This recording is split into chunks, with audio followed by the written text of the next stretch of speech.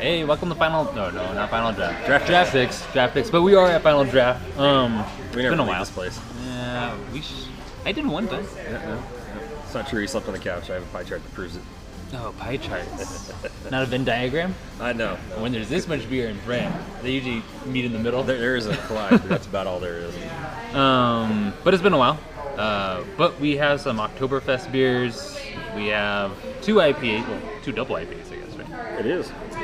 Two double IPAs, but very different looking. Like this one looks like your typical OJ in the morning, and this one looks like your typical double IPA. Yep. But we'll talk about them. Well, it tastes good. Both will make you forget your day.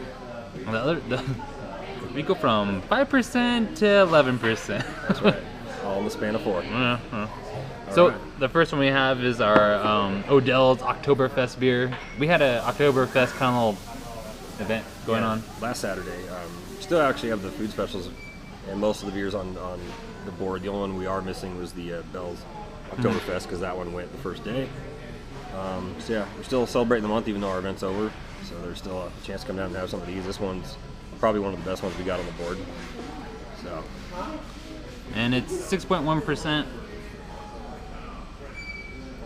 If you are not familiar with Oktoberfest, it's a big festival that happens typically in Germany. Yep.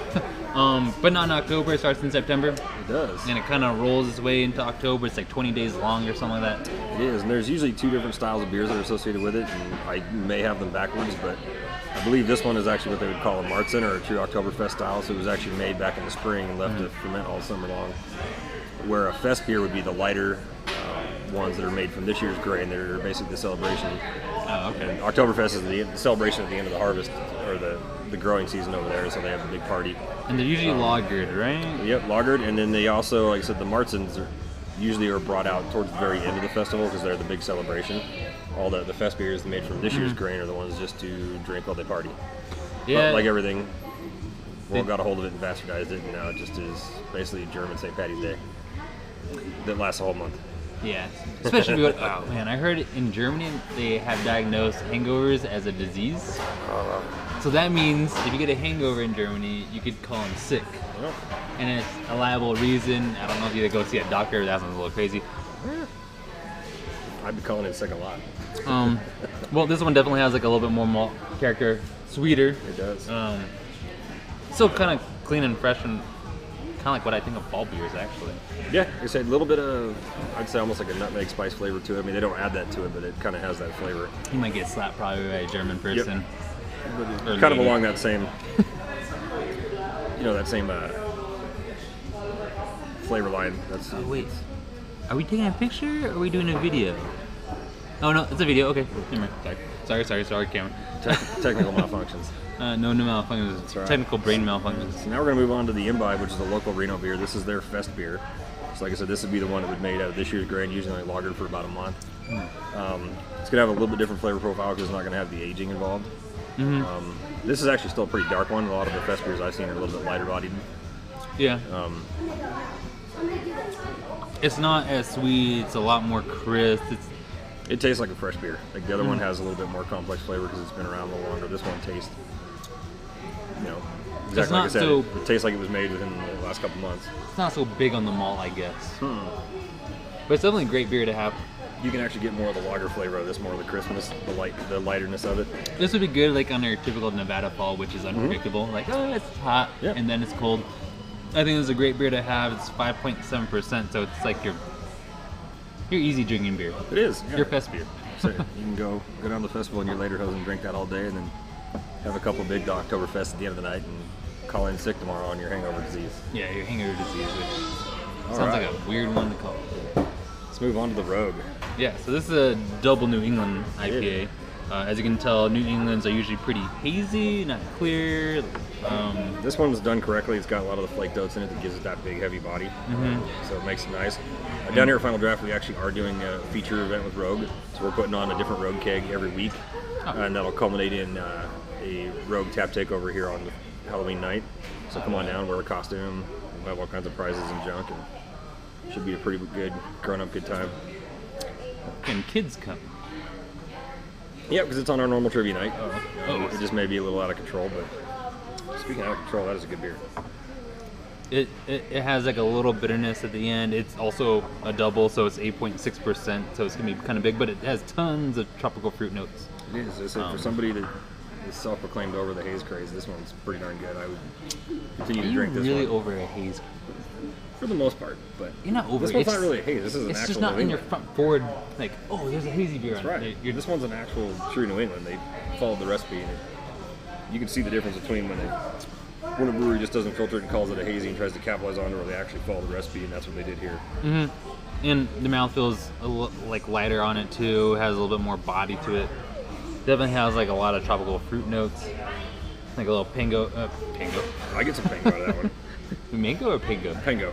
Pango? Yeah, pango. It's a combo of the two.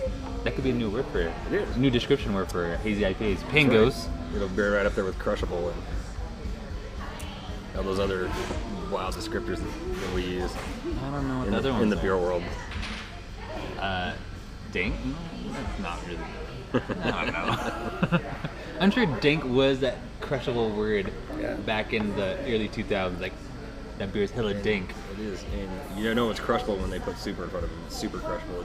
That's how you know it's a good beer. Isn't that hella crushable? No, hell is too far. Things get out of control when you have a hella crushable. And then last, we got the big heavy hitter that people around town have been asking for. Mm-hmm. This is the Bell's Double Two Hearted. My personal taste when I get it, actually, I'm going to cleanse after that last one because this one's kind of in a class of its own. To me, this is a lot. You're starting to approach the territory of almost a barley wine, like a Dogfish 120. Like you start getting that kind of real heavy sweetness. The hops balance it out, but the hop character isn't quite there when you start getting them into this heavy. So I would say it would be, and I mean it in the best way, but like a slightly watered down 120. Mm-hmm. So yeah, the double two-hearted is 11% double. Close to, I would say it's like a triple IPA alcohol percentage.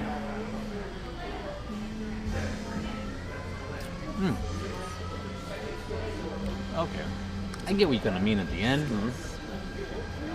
So very, very good beer. It is. It's kind of funny. A lot of people come in and order it, and they look at you weird when you only pour it in a 10-ounce pour, and then you ask them if they want a second one, and they usually shake their head no. So it's always kind of fun when you put those on. People come in and think they're going to order one of those big heavy hitters and have more than one. So but then you get the guy that comes in and orders 4, and you kind of get worried for him. Yeah, you usually get that guy reading a book all by himself. Yeah, but he's up to 10 on the kegs now. It kind of reminds me. It just reminds me like a boosted or higher alcohol double IPA, because it's called a double IPA, but I would say it's higher in the alcohol. It is higher in the alcohol percentage because we're getting 11. Mm-hmm. So in a lot like the 120, you can taste the booziness to it. You can taste the alcohol, but it's not overpowering. It's not one of those. It's a practical joke, but you definitely get the burn. You can tell it's pretty high octane. I feel like the 120 has like a little bit more sweet alcohol sweetness to it. It does. And this one doesn't. It's imagine like a Pliny with more alcohol. Yeah, I can see that. Like I said, not quite a barley wine, but it's approaching that. If there's more malt, but I'd call that heaviness that a barley wine tends to carry. Oh yeah, and if you guys are looking for it, we do have bottles of it. And this is bottled about a month ago, a little bit less. And they're selling for like $4 a pop. So if you want to try one, take it to a little gathering, it's kind of a fun thing to do is share beer. Sorry about your shit. And you know, it was something that Bell's has only been in Nevada here since about June. So it's kind of neat to be able to get some of these that are pretty sought after by people that have had them elsewhere. I know a couple different places in town have them in the bottles. I have not seen anybody else that has it on draft yet, but I'm not saying that we were able to get it. I'm sure somebody else has it too. So I hope they're not sitting on it. It hasn't popped up that I know of. So if they're sitting on them, that's not a good sign, you guys. That's okay. I'm pretty sure this one, like the 120, will age well. I don't think this one needs to be drank fresh. We'll see. This is just like the two-hearted. It's hopped with just one hop only, Centennial, which is a very classic American hop. You find it in a lot of like your West Coast IPAs. It's either a bittering and a flavoring. Well, this one seems like it's a combo of both. I like it. It's big. It's not super sweet. So if you're not into like the big sweet double or triple IPAs, this is probably a good one to go with. It's vastly different flavor than the one before it, the Rogue. It's night and day differences. They're playing different games here. Yeah. They're playing like, I want to get into beer game. This is like, I'm already into beer game and I want to try something that's been around for a while. It's similar to a wine, pretty complex flavor. It kind of keeps, a lot keeps going after you let it. The terroir of the hops. The terroir, yes. Those Michigan hops. Apparently, Bill's sells homebrew clone kits for their own beers. Because I guess the brewery still has a homebrew shop, and so you go drink your beer, like, I really like that beer, can I make a clone? They already have the recipe, so. Yeah, that'd be coll. If we ever get the time to do that again. We can order from them. We can. Can the rep give us free, I'll have to ask them. It's Maury, they can give us free all kinds of stuff. So I want to give you guys a heads up too about some events coming down at Final Draft. This coming Thursday, we are going to have Common Cider here doing a tap takeover during this week's trivia. It's kind of unique. You know, cider takeovers aren't really something that's done around here, so we're going to try it out and see how it goes. So and it's kind of nice because Common Cider is from this area, right? Yeah, they started here in Sparks. They're down in Auburn, California now. Not sure what business moves from Nevada to California to do business, but hey, it seems to be working for them. Well, there's a lot of apple orchards over there. That's right. And then, and then next Saturday, Lead Dog is going to be here. We're going to have 8 or 9 handles on. I can't remember exactly how many. With different styles from them, and it's going to run the gamut from their Oktoberfest to their Raspberry Blondes to a couple of their West Coast. Razzleberry? Wait, Razzle Dazzle? No, not the Razzle Dazzle. So I think that's going to be from 3 to 6. So come on down and check that out. Chris Whitcomb from Lead Dog will be here. We'll see if we can get Ryan down here. That'd be cool. Yeah, pretty much it's going to be a pretty darn good time. We'll have baseball playoffs and stuff going on the big screen. Houston, is that? What's that? Is Houston still in? Oh yeah. Oh. Yeah, game 1's tonight. I haven't been following baseball at all. But I know Dodgers are out. they are. So. Sorry to anybody that wears the blue hats.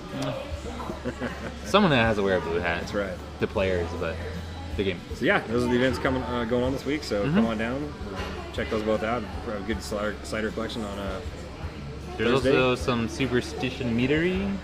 Yes, we do. We have a 4 mead flight going on right now.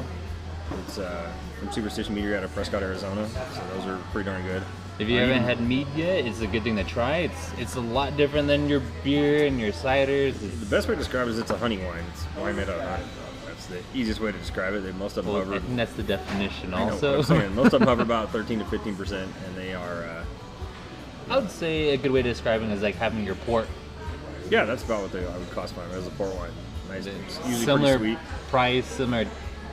Taste is a little different, less tanninics, but big sweet, a lot of flavor. Maybe we'll do that for the next Draft Picks video. We'll do the mead flights. Gosh. Or we'll just see if we can soak it up here and do one in about an hour. Oh gosh. Yeah, if you guys have any questions or suggestions, let us know. We need to get out a little bit more. We do. We're trying I visit some places in town. I never leave this valley. I kind of do a video at a casino, but I think we'll get in trouble for that. Probably. I think they frown on that. We just have Callie hold it. Yeah, I think they really frown on Oh. bringing the 10-year-old in. 11, excuse me. She just had a birthday. She's 11. She's like a preteen. Yeah, she is.